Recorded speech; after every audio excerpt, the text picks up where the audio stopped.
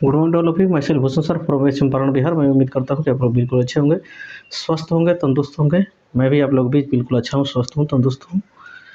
मैं आज class 10th का भौतिक चैप्टर 1 लेकर आया हूँ, जो कि इसके पहले रसायन शास्त्र और जीव विज्ञान का 3 चैप्टर मैं डाल चुका हूँ, जो कि ये भौतिकी से है। ये भी भौतिकी से ही है।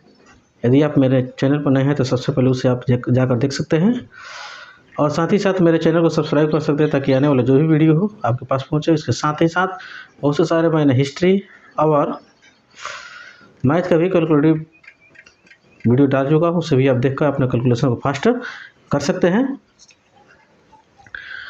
तो हम लोग का आज का टॉपिक है प्रकाश का प्रवर्तन। क्या है? हम लोग आज का जो टॉपिक है प्रकाश का परावर्तन, इसके बारे में हम लोग आज जानेंगे। तो इसमें सबसे पहले हम लोग जानेंगे प्रकाश। प्रकाश किसे कहते हैं? प्रकाश वह कारक है जो जिसके सहायता से हम लोग किसी वस्तु को देख पाते हैं। ठीक, तो मैं उम्मीद करता हूँ कि आप प्रकाश की परिभाषा को आप समझ गए होंगे। और परावर्तन, यदि प्रकाश जिस वस्तु पर आती है उस वस्तु पर आकर टकरा के हम लोग को नेत्र तक पहुंचती है, उसी को हम लोग क्या बोलते हैं? परावर्तन कहते हैं। ठीक है। और एक है हम लोग का टॉपिक प्रकाश का स्रोत। क्या है? प्रकाश का स्रोत। तो जिस स्रोत से प्रकाश निकलती है उसी को हम लोग क्या कहते हैं? प्रकाश का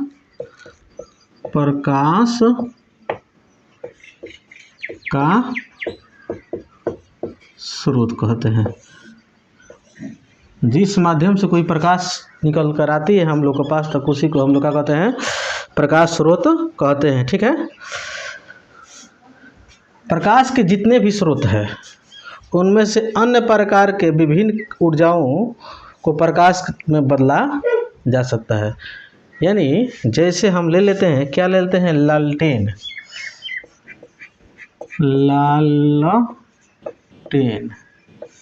या लैंप ले लेते हैं। इसमें क्या डालते हैं हम लोग? तेल डालते हैं। क्या डालते हैं? तेल। जो कि ये क्या होता है? कहीं ना कहीं रसायन होता है। क्या होता है वो? रसायन। तो वो रासायनिक जो ऊर्जा होता है, इसमें क्या डाला है? वो रासायनिक ऊर्जा वो जल कर हम लोग क्या देता है? प्रकाश ऊर्जा देता है। यदि हम टॉर्च के बात करें या एलईडी बल्ब के बात करें, तो इसमें क्या रहता है? विद्युत रहता है, विद्युत ऊर्जा रहता है। ये जो जलता है तो ये भी हम लोग को प्रकाश ऊर्जा में कन्वर्ट हो जाता है। यानी एक ऊर्जा दूसरे ऊर्जा में क्या होता है? कन्वर्ट हो जाता है।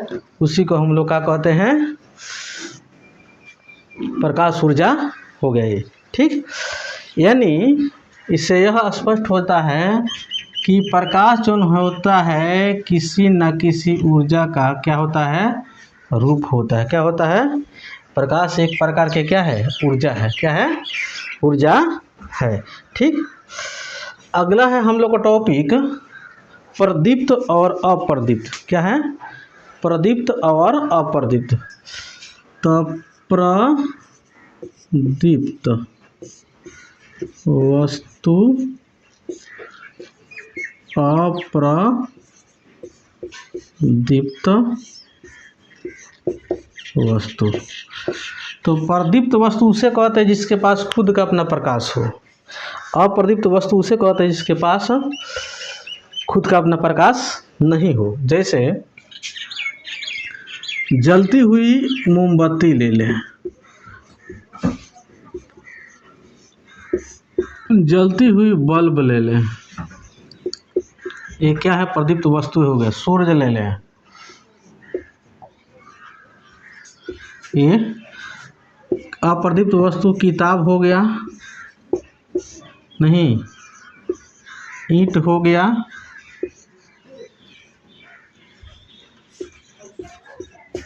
पत्थर हो गया।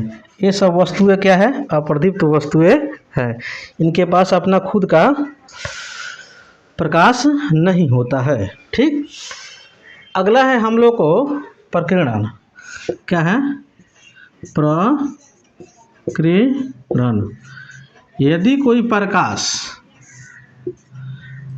किसी वस्तु पर पड़ती है, मान लो कोई प्रकाश इधर से आ रही है, इस वस्तु पर पड़ी, तो पड़ने के बाद तो ये वस्तु कुछ ना कुछ इसको प्रकाश को क्या करता है? अवशोषित कर लेता है। और कुछ प्रकाश को क्या करता है? ये इधर उधर बिखार देता है, और कुछ प्रकाश क्या हो जाता है? सीधे आगे की तरफ बढ़ जाता है। ठीक है। तो प्रकाश को किसी वस्तु पर पड़ने के बाद चारों तरफ फैल जाने की प्रक्रिया क्या कहलाती है? प्रकीर्णन कहलाती है। ठीक।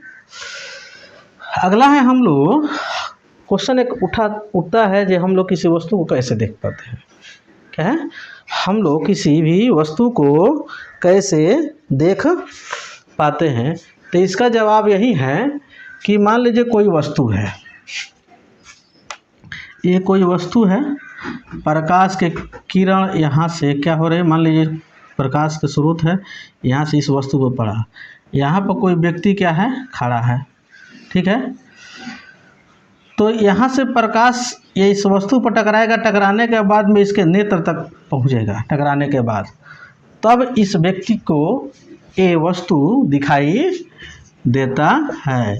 डायरेक्ट हम किसी वस्तु को नहीं देख सकते हैं। यानी कहने का मतलब यह है कि कोई भी प्रकाश स्रोत से प्रकाश किसी वस्तु पर पड़ती है, उस वस्तु से टकराने के बाद हम लोग को उसका प्रकाश हम लोग को नेत्र तक पहुंचता है, तब हम किसी वस्तु को क्या करते हैं? देख पाते हैं। ठीक है।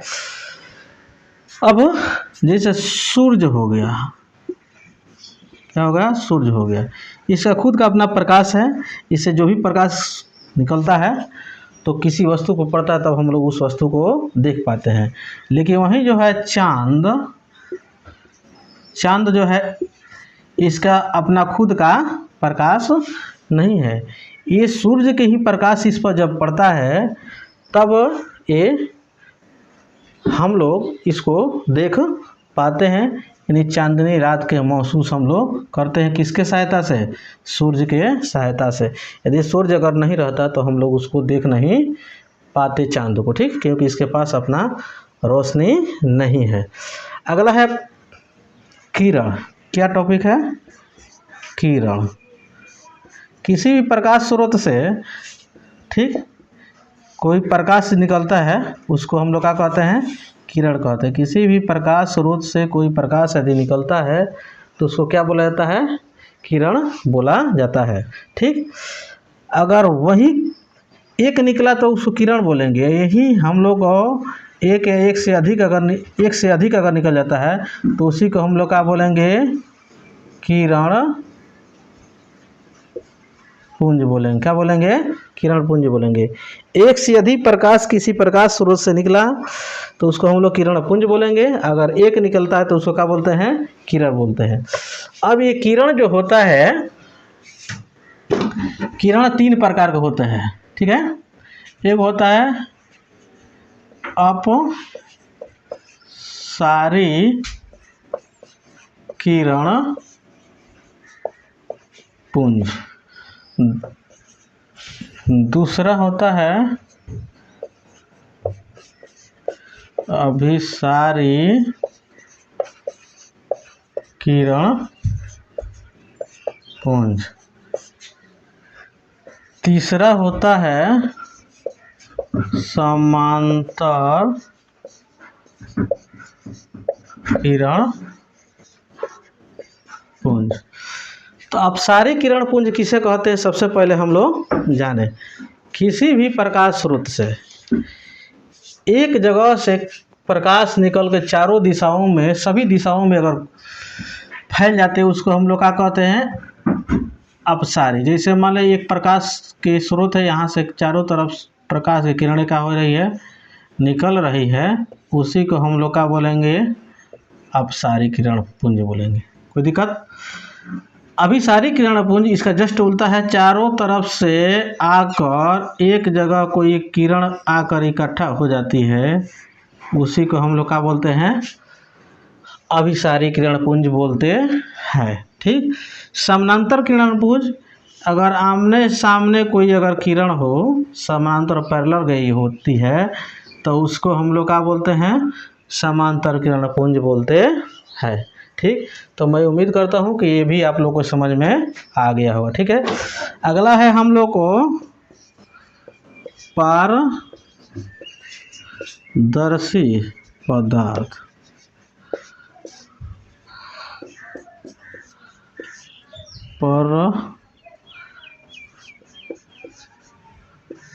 परभासी पदार्थ।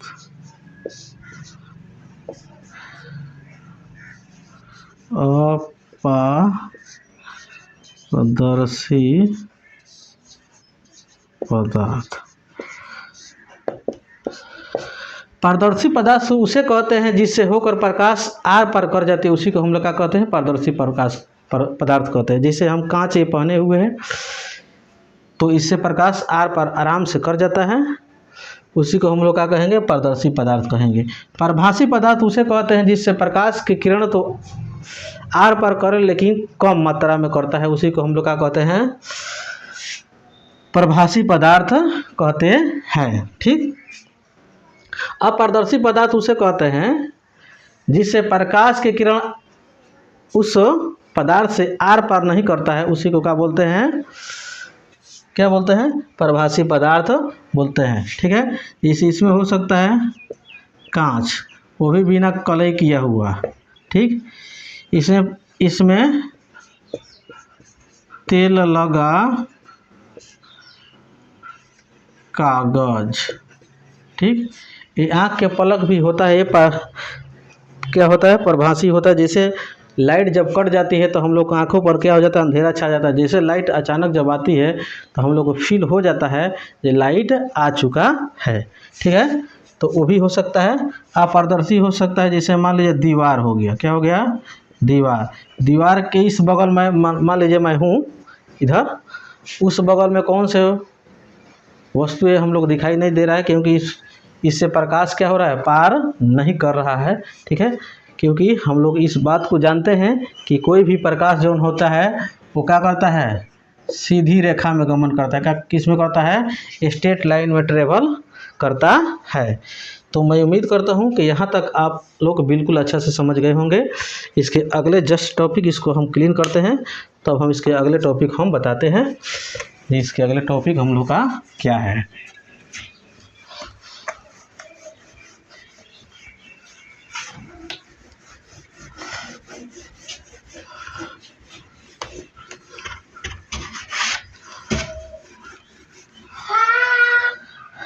अगला हम लोग का है प्रकाश के अपवर्तन। क्या है, अगला टॉपिक है हम लोग का प्रकाश का अपवर्तन। प्रकाश का अपवर्तन।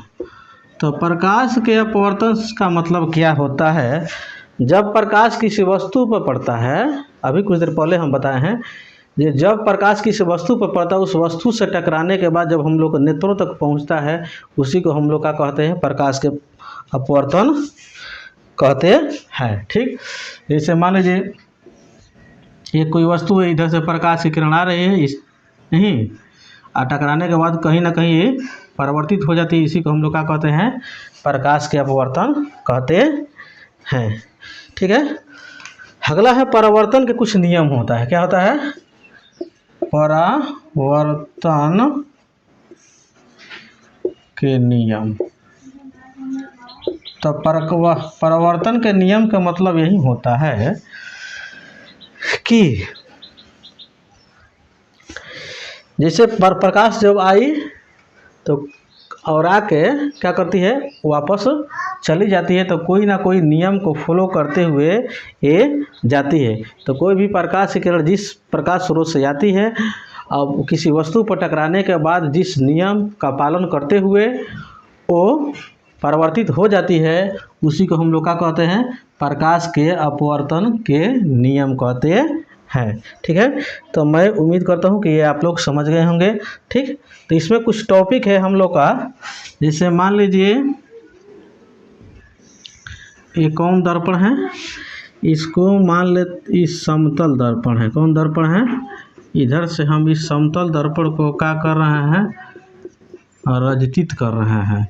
इधर से प्रकाश की किरण इधर से गया और जाने के बाद में इधर वापस ये चला आया। ठीक, इस पर एक हम अभिलंब खींच देते हैं, जिसको यन से सूचित किया जाता है। इसको मान लीजिए ए हो गया, है ओ हो गया, है बी हो गया, है एम हो गया, इसको यन मान लेते हैं। ठीक, किसी भी प्रकाश स्रोत से अगर कोई प्रकाश आती है तो उसको क्या बोलते हैं, आपतित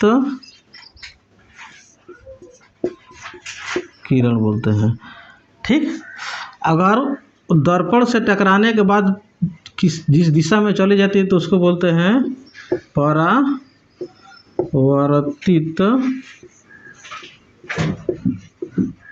किरण बोलते हैं। ठीक, और जो आपतित किरण जिस पॉइंट पर, जिस बिंदु पर ये टकराती है तो उसको बोलते हैं आपतन बिंदु बोलते हैं। ठीक, अब देखिए, आपतित किरण और अभिलंब के बीच एक कोण बनता है। क्या बनता है, एक कोण बनता है, उसको बोलते हैं आपतन कोण। और अभिलंब और परावर्तित किरण के बीच में एक कोण बनता है, उसको बोलते हैं परावर्तन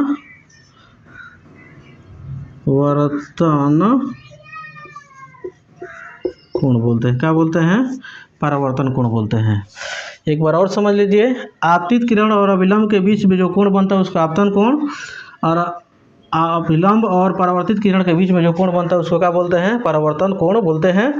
इसको आई से दिखाते हैं, इसको आर से दिखाते हैं, यानी incident of angle, reflection of angle ये होता है। ठीक है, इसमें क्या होता है, एंगल आई के बराबर एंगल आर होता है।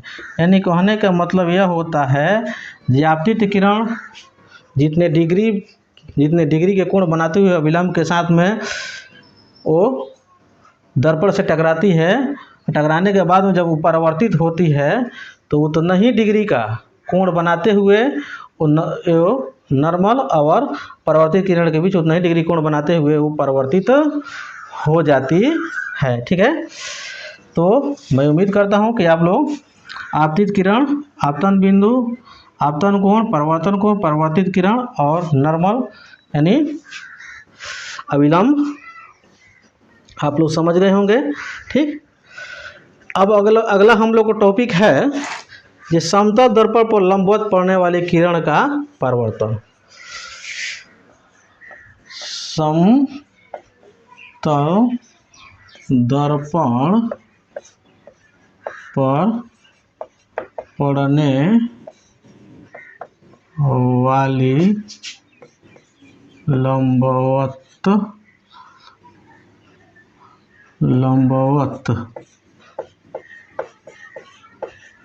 किरण का परावर्तन। तो देखिए, ये मान लीजिए क्या है, समतल दर्पण है। क्या है, ये समतल दर्पण है। ये तो हो गया हम लोग, क्या हो गया, ये लंब हो गया। क्या हो गया, लंब हो गया। ठीक, अब ये हम लोग हो गए, सॉरी, इधर से हम लंब को डॉट डॉट से हम दिखाते हैं। ठीक, अगर प्रकाश इधर से अगर भेजते हैं, इधर से प्रकाश गया, प्रकाश जब गया नहीं तो प्रकाश तो गया, तो ए जो प्रकाश जो गया तो किस पर गया, जो जो ऑलरेडी पहले से हम लंब खींचे हुए थे उससे होकर गया। यानी हम लोग अभी जस्ट पढ़े हैं जो आपतित किरण और अभिलंब के बीच के बना कोण हम लोग का होता है आपतन कोण कहलाता है। यानी जितना डिग्री इधर अगर अनियापतन कोण होता है उतना ही दूर क्या होता है परावर्तन कोण होता है। इसीलिए एंगल आई बराबर एंगल आर होता है। यानी इधर 60 डिग्री तो इधर भी 60, इधर 70 तो इधर भी 70। यानी जितना अभी तो अभिलंब था, अभिलंब पर ही हम प्रकाश भेज दिए। अब इसके बीच में जो कोण बना यानी एंगल आई, इसका वैल्यू कितना हो गया 0 डिग्री हो। कितना हो गया 0 डिग्री। अभी हम लोग पढ़े हैं जितना एंगल आई होता है उतना ही एंगल आर भी होता है। यानी आपतन कोण और परावर्तन कोण के बराबर होता है। तो जब एंगल आई जब 0 डिग्री है तो एंगल आर भी क्या हो जाएगा 0 डिग्री हो जाएगा। यानी इससे कंसेप्ट यह क्लियर होता है कि कोई भी समतल दर्पण पर अब लंबवत प्रकाश किरण अगर भेजा जाता है तो उस पर जो उसके द्वारा आपतन कोण और परावर्तन कोण का जो मान होता है वो कितना डिग्री का होता है, वो 0 डिग्री के होता है। ठीक है, तो मैं उम्मीद करता हूँ कि ये आप लोग अच्छा से समझ गए होंगे कि समतल दर्पण पर पड़ने वाली आपतन कोण और परावर्तन कोण का मान कितना डिग्री का होता है। ठीक है, अगला है हम लोग का टॉपिक है बिंब, प्रतिबिंब। प्रतिबिंब, प्रतिबिंब किसे कहते हैं। ठीक, कह रहा किसी बिंदु स्रोत से आती हुई प्रकाश की किरण परावर्तन के बाद जिस बिंदु पर मिलती है या मिलती हुई प्रतीत होती है उसी को हम लोग का कहते हैं प्रतिबिंब कहते हैं। एक बार और सुन लीजिए, किसी भी प्रकाश स्रोत से आने के बाद अगर जिस बिंदु पर कोई प्रकाश मिलती है या मिलती हुई प्रतीत होती है उस बिंदु को हम लोग क्या कहते हैं बिंब कहते हैं। अभी प्रतिबिंब कहते हैं। ये प्रतिबिंब जो होता है 2 प्रकार का होता है। कितना होता है, ये 2 प्रकार के। एक तो होता है वास्तविक प्रतिबिंब,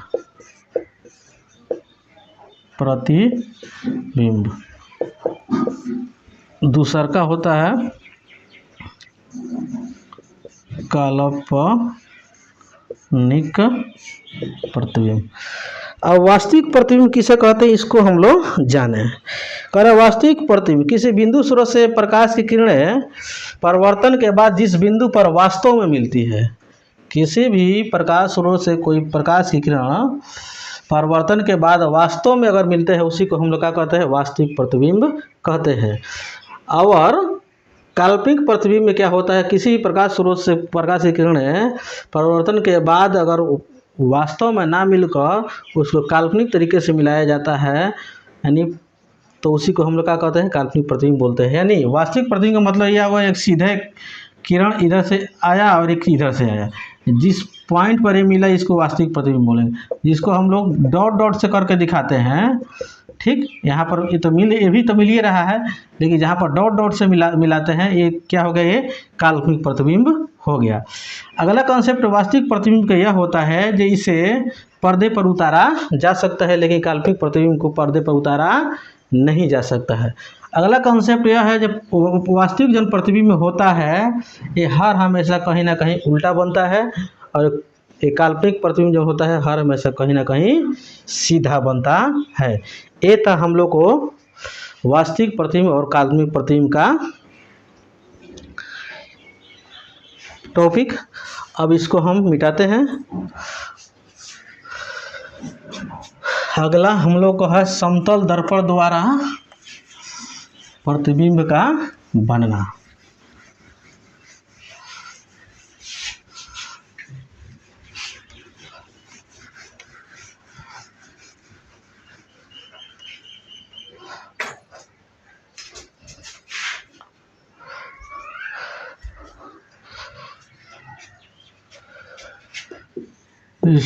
समतल दर्पण द्वारा प्रतिबिंब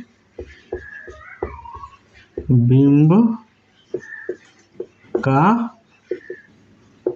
बनना, समतल दर्पण द्वारा प्रतिबिंब का बनना।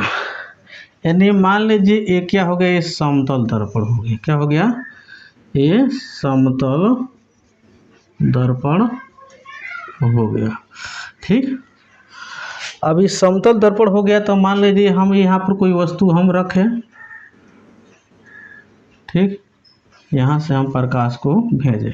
ठीक, अब ये टकराने के बाद ये दर्पण सीधा जाएगा। ये हो गया हम लोगों का, क्या हो गया, नॉर्मल हो गया, यानी अभिलंब हो गया। ठीक, अब इसका मतलब यह होता है क्या,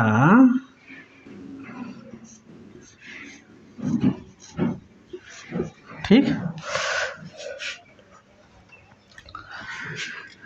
समतल दर्पण में यह नियम होता है जो कोई भी वस्तु जितना बड़ा अगर हम लोग रखेंगे उतना ही बड़ा प्रतिबिंब दर्पण के पीछे बनता है।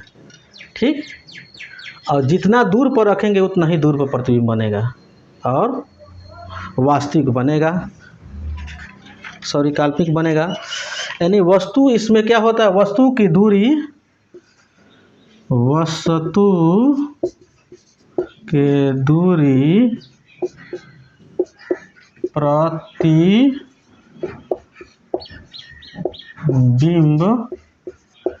के दूरी के क्या होता है, ये बराबर होता है।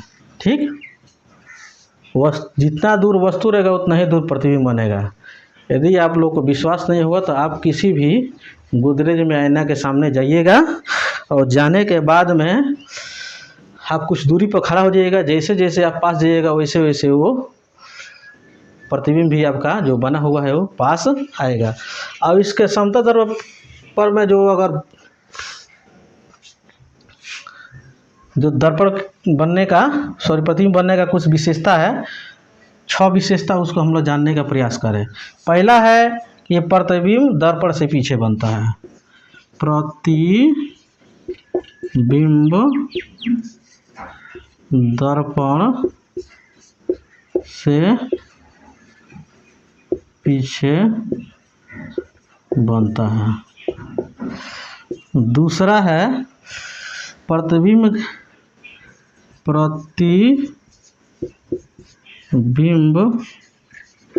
के आकार वस्तु के आकार का बराबर होता है। तीसरा जन होता है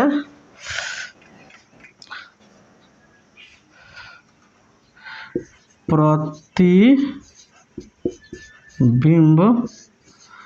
वस्तु के अपेक्षा उल्टा बनता है। चौथा है प्रतिबिंब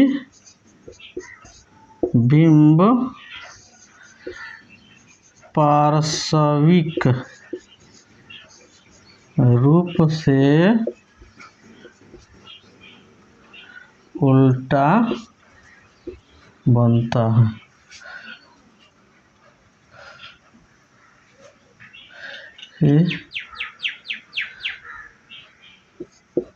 सीधा हो गया, पार्श्विक रूप से उल्टा बनता है। ठीक, पांचवा जोन है प्रतिबिंब क्या होता है,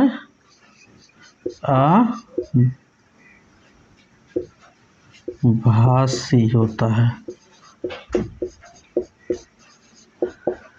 छठा जो है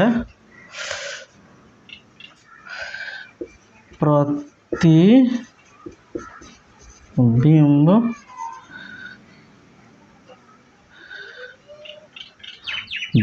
दर्पण में जितना दूर वस्तु होगा उतना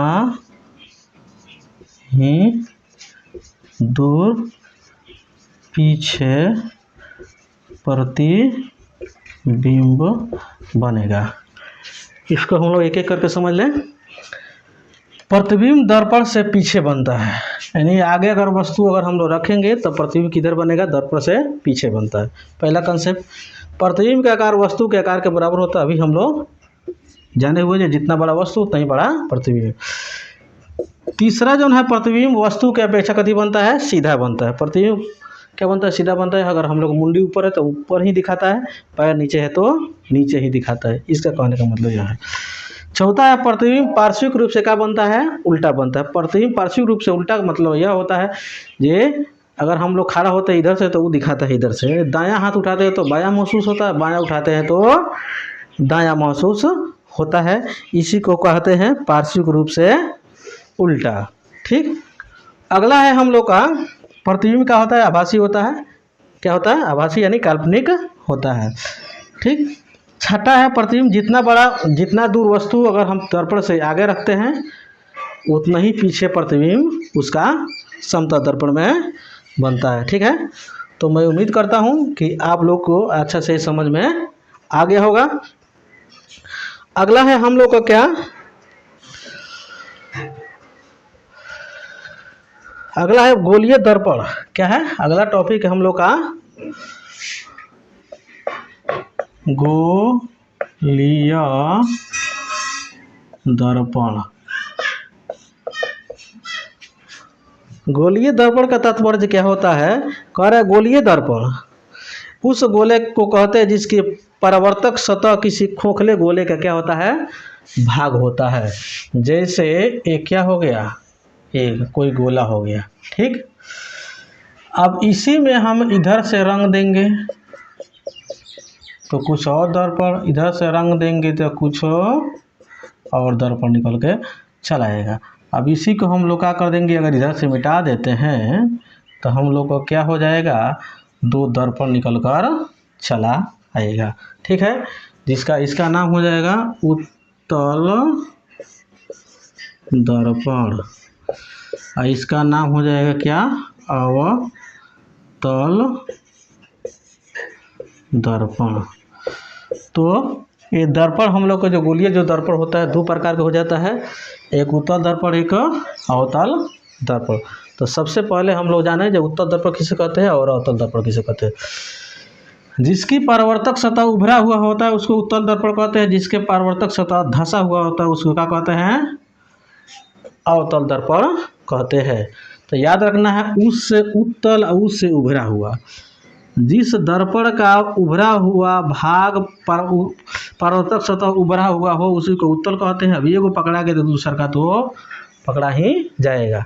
तो मैं उम्मीद करता हूँ कि उत्तल दर्पण और अवतल दर्पण भी आप लोग अच्छा से समझ गए होंगे। ठीक, अब इसमें कुछ हम लोग को पॉइंट बताना है जिसमें किसको ध्रुव बोलते हैं, किसको वक्रता त्रिज्या बोलते हैं, उसको किसको वक्रता केंद्र बोलते हैं। जैसे मान लीजिए एक दर्पण हो गया, ये हो गया हम लोग को अवतल दर्पण। अब इस अवतल दर्पण में क्या हो गया, ये यहाँ से ले लीजिए। ठीक, अब ये जो होता है, ये इस लाइन जो लाइन हम अभी खींचे हैं इसको बोलते हैं प्रधान अक्ष बोलते हैं, यानी प्रिंसिपल एक्सिस। ये जहाँ पर टकराती है इसको बोलते हैं ध्रुव, यानी पोल, यानी पी से दिखाते हैं। ठीक, और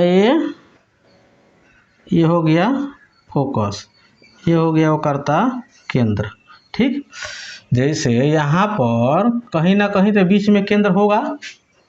किसी भी अगर गोला को हम लेते हैं, क्योंकि गोलीय दर्पण का किसी न किसी खोखले गोला का भाग होता है, तो ये क्या कहलाता है, केंद्र। इसके बीच में जो पॉइंट रहता है उसको क्या बोलते हैं, केंद्र बोलते हैं। तो समझिए इसका केंद्र है, क्या है, केंद्र है। तो केंद्र है, इसको वक्रता केंद्र बोलेंगे। और ध्रुव से वक्रता केंद्र तक की दूरी वक्रता त्रिज्या कहलाती है। क्या कहलाती है? वक्रता त्रिज्या कहलाती है। इसको क्या चीज़ है? बड़ा आर से दिखाया जाता है। और ध्रुव से लेकर फोकस तक की दूरी को क्या कहते हैं? फोकस दूरी कहते हैं। इसको एफ से दिखाया जाता है। ठीक है, तो एफ और आर के बीच में क्या रिलेशन होता है? एफ बराबर होता है r/2, या इसी को हम लोग लिख सकते हैं r बराबर 2f। ये रिलेशन कैसे होता है अभी हम समीकरण न्यूमेरिकल में हम आप लोग को बताएंगे ये कैसे रिलेशन ये होता है। तो वक्रता ध्रुव, वक्रता केंद्र, वक्रता त्रिज्या, प्रधान अक्ष कौन कौन होता है आप लोग समझ गए होंगे। इसको हम लोग क्या बोलेंगे? प्रधान अक्ष बोलेंगे। क्या बोलते हैं? प्रधान अक्ष बोलते हैं। ठीक, और ध्रुव और वक्रता केंद्र के बीच के जो दूरी होता है उसको बोलते हैं फोकस। फोकस एफ से दिखाते हैं, फोकस कहते हैं। और इसके बीच के दूरी को फोकस दूरी बोलते हैं। और ध्रुव और वक्रता केंद्र के बीच के दूरी को हम लोग क्या बोलते हैं? वक्रता त्रिज्या बोलते हैं। इसको आर से दिखाया जाता है। तो मैं उम्मीद करता हूँ कि आप लोग को अच्छा से ही समझ में आ गया होगा। ठीक है, अब इसको हम इरेज करते हैं ताकि इसके अगले टॉपिक हम लोग पढ़ें।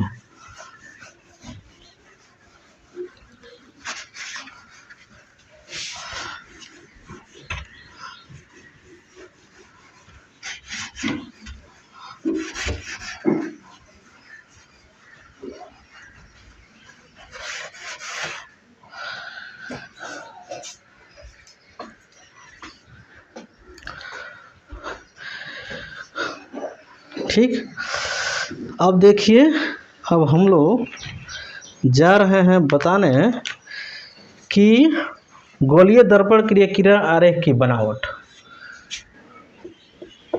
गोलीय दर्पण के लिए किरण आरेख का बनावट। ठीक, अब गोलीय दर्पण के लिए किरण आरेख के बनावट के मतलब क्या होता है? जी मान लीजिए एक पहला कंडीशन यह होता है कि मुख्य अक्ष के समानांतर किरण आरेख। पहला कंडीशन जी मुख्य अक्ष के समांतर किरण आरेख। तो मुख्य अक्ष के समानांतर किरण आरेख का मतलब यह होता है कि कोई भी किरण मुख्य अक्ष के समानांतर अगर हम लोग भेजते हैं तो ये क्या हो गया? मुख्य अक्ष हो गया, ये किरण हो गया। ये टकराने के बाद में ये कहाँ से जाता है? फोकस से होकर गुजरता है। पहला कंडीशन, ये कोई भी प्रकाश की किरण अगर मुख्य अक्ष के समानांतर अगर भेजते हैं तो टकराने के बाद में क्या होता है? वो फोकस से होकर गुजरता है। ये हो गया अवतल दर्पण में। उत्तल दर्पण में यह होता है कि जैसे ये हो गया अवतल दर्पण, इसको कलाई कर देते हैं, ये हो गया उत्तल दर्पण। ये हो गया हम लोग का प्रधान अक्ष, ये दर्पण हो गया, ये टकरा गया, इधर चला गया। ठीक, इसको थोड़ा सा हम लोग क्या करेंगे? बढ़ाएंगे। क्या करेंगे? बढ़ाएंगे। इसको आना चाहिए कहाँ पे? यहाँ पर, यानी एफ पर। क्या आना चाहिए? एफ पर। ठीक है, तो देखिए इसमें एक कर्वेचर भी दिखाना पड़ता है। जैसे इसको ये अभिलंब है, इधर से हम अभिलंब दिखा देते हैं जो कि सी हो गया। ठीक, तो मैं उम्मीद करता हूँ कि ये आप लोग अच्छा से समझ गए होंगे। जो कोई भी प्रकाश की किरण चाहे दर्पण में उत्तल दर्पण हो चाहे अवतल दर्पण हो, अगर प्रधान अक्ष के समानांतर अगर उसको भेजते हैं तो टकराने के बाद क्या होता है? वो फोकस से होकर गुजरता है। ठीक, दूसरा का कंडीशन इसका यह होता है कि फोकस की दिशा में आपतित किरण क्या है? फोकस के दिशा में आपतित किरण। फोकस के दिशा में आपतित किरण का मतलब क्या होता है कि यदि अवतल दर्पण है, क्या है ये? अवतल दर्पण है। अगर ये हो गया प्रधान अक्ष, ठीक। अगर हम कोई अगर प्रकाश की किरण हम भेज रहे हैं, क्या कर रहे हैं? कोई प्रकाश की किरण अगर भेज रहे हैं, किधर से होगा? फोकस होकर आ रही है। किधर से आकर रही है? फोकस से। तो जैसे ही दर्पण से टकराएगा तो क्या हो जाएगा? प्रधान अक्ष के समानांतर ये जाएगा। क्या हो जाएगा? प्रधान अक्ष के समानांतर जाएगा। यानी जो किरण फोकस से होकर जाती है तो दर्पण से टकराने के बाद क्या होता है? प्रधान अक्ष के समानांतर ये निकल जाता है, ठीक। अगला है हम लोग को उत्तल दर्पण में ये कोई भी ये प्रधान अक्ष हो गया। क्या हो गया? ये प्रधान अक्ष। ये किरण आई, ठीक। ये किरण आई, दर्पण से टकराई और टकराने के बाद से क्या हो गया? ये प्रधान अक्ष के समानांतर चला है, ठीक है। लेकिन याद रखना है हम लोग को, इसका उल्टा 1 नंबर का उल्टा 2 नंबर होता है, 2 नंबर का उल्टा 1 नंबर होता है। 1 नंबर में हम लोग पढ़े हैं, जब मुख्य अक्ष से समानांतर कोई प्रकाश किरण अगर भेजते हैं तो दर्पण से टकराने के बाद में फोकस से होकर गुजरता है। किससे होकर गुजरता है? फोकस से होकर गुजरता है। लेकिन अगर वहीं कोई प्रकाश किरण अगर फोकस से होकर गुजरते हैं तो दर्पण से टकराने के बाद किधर से गुजरता है? दर्पण से टकराने के बाद वो प्रधान अक्ष के समानांतर वो गुजरता है। तो मैं उम्मीद करता हूँ कि ये दोनों कंडीशन आप अच्छा से समझ गए होंगे। तो देखिए इसका अगला टर्म हम लोग का तीसरा टर्म क्या होता है। तीसरा टर्म यही है कि वक्रता केंद्र की दिशा में आपतित किरण। वक्रता केंद्र के दिशा में आपतित किरण, ठीक। तो वक्रता केंद्र के दिशा में आपतित किरण का मतलब यह होता है, तीसरा कंडीशन यह है कि कोई भी दर्पण, जैसे अवतल दर्पण हो, क्या हो गया? अवतल दर्पण। ये क्या हो गया? प्रधान अक्ष। अगर वक्रता केंद्र की दिशा में अगर हम लोग इधर से, ये क्या हो गया? फोकस हो गया। क्या हो गया? फोकस हो गया। ये हो गया वक्रता केंद्र हो गया। तो इधर से अगर हम किरण अगर हम भेज रहे हैं, ठीक, तो इसका मतलब यह हो जाता है जिधर से ये जाता है फिर से दर्पण से टकराने के बाद फिर उसी रास्ते से वापस ये चले जाता है। यानी वक्रता केंद्र के दिशा का मतलब यह होता है जो अगर वक्रता केंद्र से अगर होकर प्रकाश की किरणें अगर दर्पण से पर टकराती है तो दर्पण से टकराने के बाद पुनः ही वक्रता केंद्र पर होते ही वो वापस ये लौट जाती है। चाहे कोई दर्पण क्यों नहीं हो, चाहे अवतल दर्पण हो चाहे उत्तल दर्पण हो। जैसे ये हो गया क्या? फोकस। ये हो गया वक्रता केंद्र। जैसे इधर से टकराएगी तो टकरा रही है, टकराने के बाद से फिर से वापस ये चली आएगी उसी दिशा में। तो मैं उम्मीद करता हूँ कि आप लोग को अच्छा से समझ में आ गया होगा कि कोई भी दर्पण हो तो ये यहाँ से दिखाया जाएगा।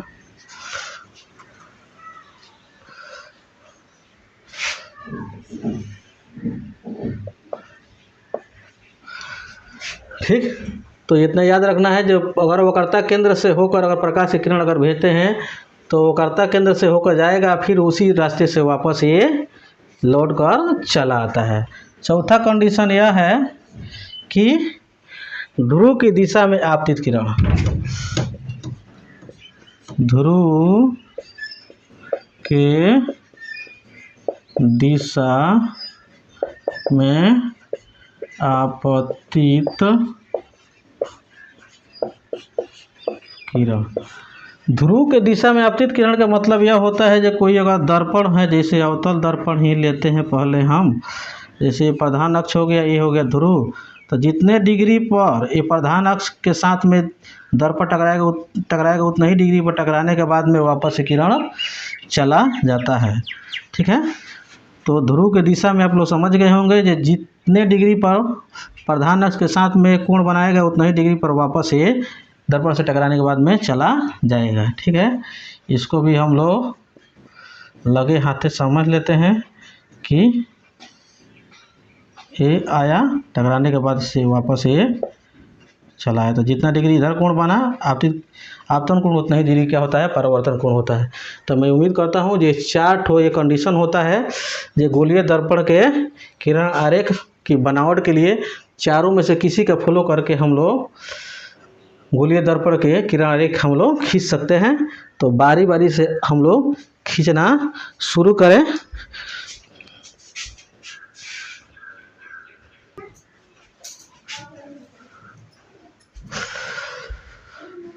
तो ये हम लोग जानने जा रहे हैं, ये अवतल दर्पण के सामने विभिन्न दूरियों पर रखी वस्तुओं का प्रतिबिंब। एक बार और सुन लीजिए कि अवतल दर्पण के सामने विभिन्न दूरियों पर वस्तुओं को अगर हम रखते हैं तो कैसे कैसे प्रतिबिंब बनता है, उसका 6 कंडीशन होता है। 6 के 6 मैंने यहाँ पर ऑलरेडी मैं बना दिया हूँ। ठीक है, तो पहले हम लोग इसको जानने का प्रयास करें। पहला यह है कि जब वस्तु हम लोग अनंत पर रखते हो, क्या पर रखते हो, जब किस वस्तु हम लोग अनंत पर रखते हैं तब प्रतिबिंब हम लोग कहाँ बनता है, फोकस पर बनता है। कहाँ बनता है, फोकस पर, जो कि आप लोग देख सकते हैं। अगर बिंदुवत बनता है, वस्तु से बहुत छोटा बनता है और साथ ही साथ ये उल्टा बनता है। ये जितना मैं बात आप लोग के बीच में बोल रहा हूँ, ठीक है, ये फैक्ट है जो कि ये आप लोग को याद रखना है, क्योंकि ऑब्जेक्टिव में बहुत बार पूछ लिया जाता है कि अगर वस्तु को अनंत पर रखता है तो प्रतिबिंब कहाँ पर बनता है, तो फोकस पर बनता है। उल्टा बनता है कि सीधा बनता है, तो उल्टा बनता है, वस्तु की अपेक्षा बहुत छोटा बनता है। ठीक, दूसरा कंडीशन यह है कि जब वस्तु को हम अनंत तथा कहाँ पे, कर्वेचर पर, यानी वक्रता केंद्र पर रखते हैं, तो अनंत और वक्रता केंद्र पर अगर रखते हैं तो देखिए प्रकाश किरण जा रहा है, दर्पण से टकराने के बाद ये वापस ही गया। दूसरा का हम भेजे किरण जो कि ये वक्रता केंद्र से हो गया। तो हम लोग जानते हैं कोई भी प्रकाश किरण, अभी हम लोग पढ़े इसके पहले डायग्राम में, जब कोई भी प्रकाश किरण अगर वक्रता केंद्र से अगर भेजते हैं तो जिस रास्ते से होकर आता है उसी रास्ते से वापस चला आता है।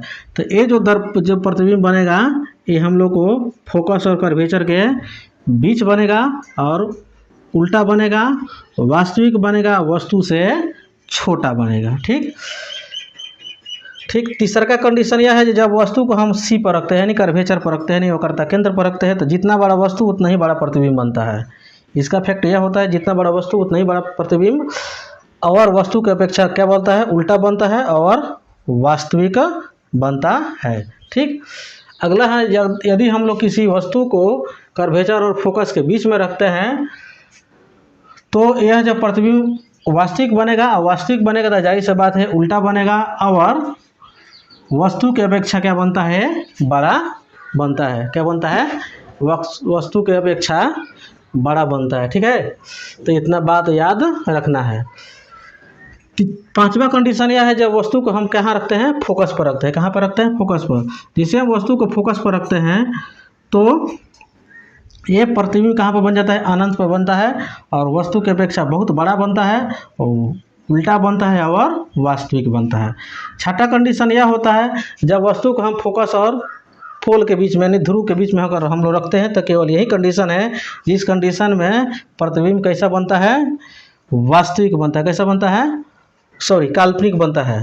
काल्पनिक बनता है और सीधा बनता है, वस्तु की अपेक्षा क्या बनता है, बड़ा बनता है। ठीक है, और दर्पण के पीछे जाकर बनता है। ये अवतल दर्पण के 6 ठो कंडीशन है जो कि हम लोग आज जान चुके कि कैसे कैसे प्रतिबिंब बनाया कहाँ कहाँ पर हम लोग वस्तु रखेंगे तो कैसा कैसा प्रतिबिंब बनेगा। तो मैं उम्मीद करता हूँ कि ये 6 के 6 फैक्ट आप को समझ में आ गया होगा। इसके अगला भाग हम लोग जाने।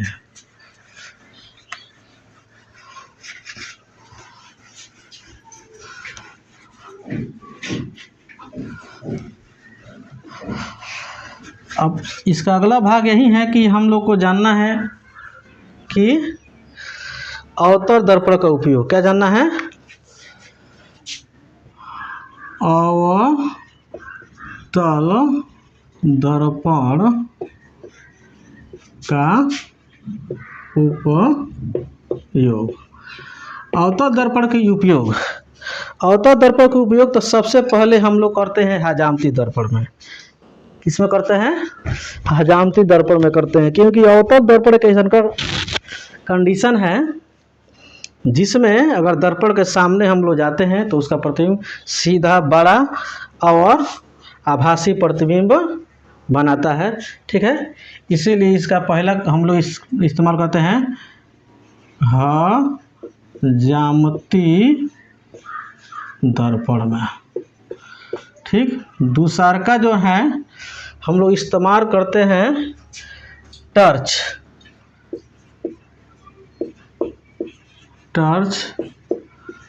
वाहन के हेड लाइट। ठीक, सर्च लाइट।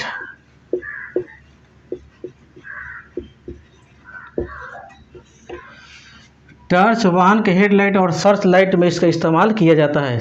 इसका इस्तेमाल इसलिए किया जाता है क्योंकि जब प्रकाश के किरण जब परिवर्तन के बाद वो क्या होता है, इसमें समानांतर किरण पर, कि यही अवतल दर्पण है जो कि ये क्या होता है, जब हम लोग फोकस की दिशा में अगर किसी प्रकाश को हम लोग भेजते, जैसे मान लीजिए यहाँ पर ये दर्पण हो गया। क्या हो गया? ये दर्पण हो गया। ठीक, अगर हम लोग ये हो गया, क्या हो गया? फोकस। तब फोकस से होकर अगर प्रकाश की किरण अगर भेजते हैं तो दर्पण से टकराने के बाद प्रधान अक्ष के समानांतर जाता है। ठीक है, तो जितना भी अगर हम लोग भेजें, इधर से भी भेजेंगे तो दर्पण से टकराएगा और टकराने के बाद में क्या हो जाएगा? ये प्रधान अक्ष के समानांतर जाएगा। इसी गुण के चलते हम लोग टर्च में वाहन के हेडलाइट में, सर्च लाइट में इस्तेमाल करते हैं। ठीक है, तीसरा का इसका इस्तेमाल होता है रोगियों के नाक, कान, आँख के डॉक्टर जो होते हैं इसका इस्तेमाल करते हैं लोग। क्यों करते हैं? क्योंकि जस्ट इसका उल्टा देख लीजिए, अगर कोई भी अवतल दर्पण है, अगर ये क्या है? प्रधान अक्ष के है। अगर प्रकाश की किरण अगर भेजते हैं प्रधान अक्ष के समानांतर तो जब भी आएगा तो क्या होगा? ये प्रधान अक्ष से समानांतर आया तो क्या होगा? फोकस पर क्या होगा? ये बिंदुवत होता है। इसी गुण के चलते इसका इस्तेमाल, अवतल दर्पण का इस्तेमाल रोगियों के नाक, कान, आँख जांच करने वाले डॉक्टर इसका करते हैं। चौथा इसका इस्तेमाल है कि हम लोग सौर भट्टियों का इस्तेमाल, इसका सौर भट्टियों के रूप में इसका करते हैं। ठीक है, अगर अवतल दर्पण में इसी गुण के चलते अगर प्रकाश की किरण अगर आता है, एक ही जगह इकट्ठा हो जाता है और आने वाले समय में जो भी क्या होता है वो चीज़ गर्म हो जाता है।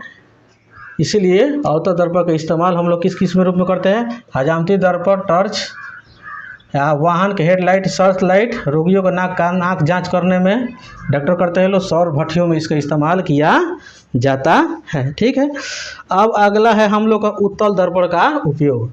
उत्तल दर्पण का उपयोग, उत्तल दर्पण का जो उपयोग जो होता है, हम लोग गाड़ियों के साइड इसका साइड मिरर के रूप में करते हैं उत्तल दर्पण का उपयोग। ये था उत्तल दर्पण का उपयोग। उत्तल दर्पण के उपयोग में गाड़ियों के साइड मिरर के रूप में इस्तेमाल इसको इसलिए करते हैं क्योंकि उत्तल दर्पण जो है छोटे से जगहों में बड़े बड़े वस्तुओं का प्रतिबिंब दिखा देता है। इसका मतलब यह है जो उत्तल दर्पण का व्यापक जो क्षेत्र होता है बहुत बड़ा होता है। जैसे हम लोग देखते होंगे जो छोटे छोटे मोटरसाइकिल के जो मिरर होता है उसमें हम लोग साइड से देखते हैं तो बड़े बड़े ट्रक, बड़े बड़े चार चक्का जो भी है उसका सुंदर से सुंदर प्रतिबिंब दिखाई दे देता है। ठीक है, इसीलिए इसका इस्तेमाल हम लोग क्या करते हैं, उत्तल दर्पण का इस्तेमाल हम लोग करते हैं किसमें, साइड मिरर के रूप में। अगला है हम लोग को चिन्ह परिपाटी, जो कि ये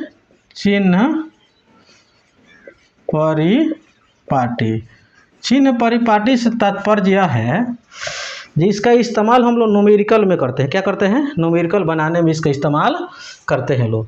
तो न्यूमेरिकल बनाने में इस्तेमाल करते हैं लोग, तो ये इतना याद रखना है, आप लोग ग्राफ जरूर पढ़े होंगे।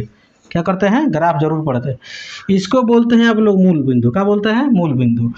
मूल बिंदु से अगर दाहिने अगर जाते हैं तो दूरियां प्लस में गिनी जाती है। मूल बिंदु से बाएं जाते हैं तो दूरियां माइनस में गिनी जाती है। मूल बिंदु से ऊपर जाते हैं तो दूरियां प्लस में, और मूल बिंदु से नीचे जाते हैं तो दूरियां माइनस में होती है। तो सेम कंडीशन क्या होता है, ये उत्तल दर्पण हो या अवतल दर्पण हो, कोई भी दर्पण हो तो समझिए इसको कुछ देर के लिए ये क्या है, ये प्रधान अक्ष है। प्रधान अक्ष के इधर के दूरियां माइनस में, जस्ट इसके ऊपर बढ़ जाएंगे तो क्या हो जाएगा, प्लस में। जस्ट इसके नीचे आ जाएंगे तो क्या हो जाएगा, दूरियां माइनस में। ठीक है, इधर ऊपर जाएं, इधर ऊपर गए तो दूरियां प्लस में, नीचे आए तो दूरियां माइनस में होती है। ठीक है, तो अगर आप इसको अगर याद रखते हैं तो समझ लीजिए आपको किसी भी प्रकार के आंकिक प्रश्न उत्तर को हल करने में कोई दिक्कत नहीं होगा। तो मैं उम्मीद करता हूं कि आप लोग इसको अच्छा से समझ गए होंगे। अगला फैक्ट यह है कि एक फैक्ट है कि अवतल दर्पण के त्रिज्या और फोकस, क्या, अवतल दर्पण के त्रिज्या हो तो या फोकस हो तो ये हर हमेशा क्या होता है, निगेटिव होता है। क्या होता है, निगेटिव होता है। और दूसरा फैक्ट यह है कि उत्तल दर्पण में ये वक्रता त्रिज्या हो या फोकस हो, ये हर हमेशा इसका दूरियां कथी होती है, पॉजिटिव होती है। क्या होती है, पॉजिटिव होती है। इतना बात को आप लोग को याद रखना होगा। ठीक, जैसे हम लोग एक डायग्राम से समझ लेते हैं अच्छा से।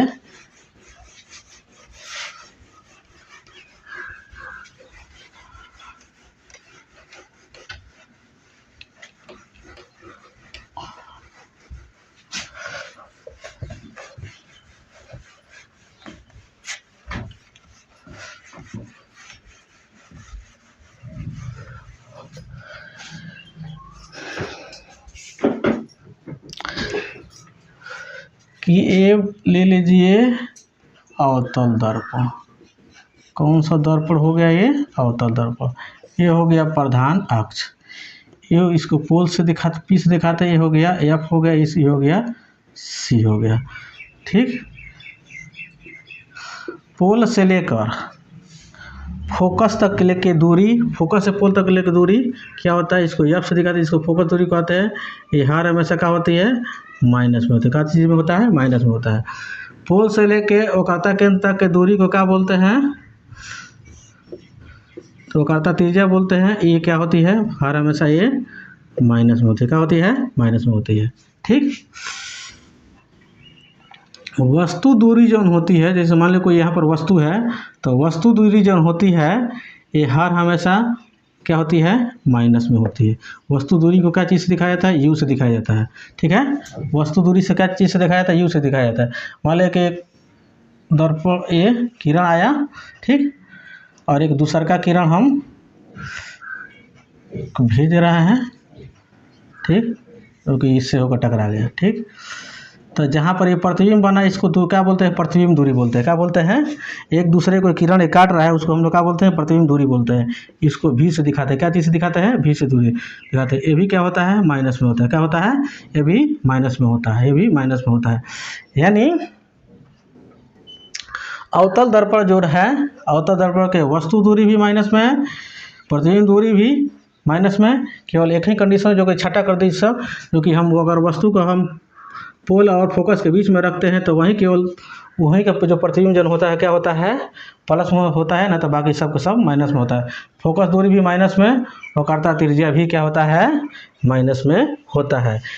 एक दर्पण सूत्र होता है जिसका फॉर्मूला होता है 1/f बराबर 1/v प्लस 1/u। इसको हम लोग बहुत अगले पार्ट में बहुत जल्द इसको प्रूफ करेंगे। और 1/f बराबर r/2, इसको भी हम लोग अगले पार्ट में इसको बनाएंगे, क्योंकि अगर एक ही पार्ट में अगर इसको बनाते हैं तो क्या हो जाएगा, लंबा हो जाएगा। अगला हम लोग टॉपिक आता है आवर्धन। क्या आता है, आवर्धन। आवर्धन जो होता है इसका फॉर्मूला होता है हाइट ऑफ इमेज बटा हाइट ऑफ ऑब्जेक्ट, यानी प्रतिबिंब के ऊंचाई बटा वस्तु के ऊंचाई। ठीक, इसको हम लोग लिख सकते हैं -v/u। ये हम लोग क्या हो गया, आवर्धन के फार्मूला हो गया। तो मैं उम्मीद करता हूँ कि आप लोग अच्छा से इसको भी समझ गए होंगे कि आवर्धन के हम लोग फार्मूला समझ गए। वस्तु दूरी, प्रतिबिंब दूरी, फोकस दूरी, क्या क्या बोलते हैं, वक्रता त्रिज्या की दूरी, दर्पण सूत्र वगैरह समझ गए लोग। ये टोटली हम लोग का ये कवर हो चुका।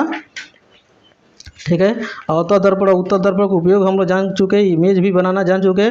केवल और हम लोग का बच चुका है क्या, कि केवल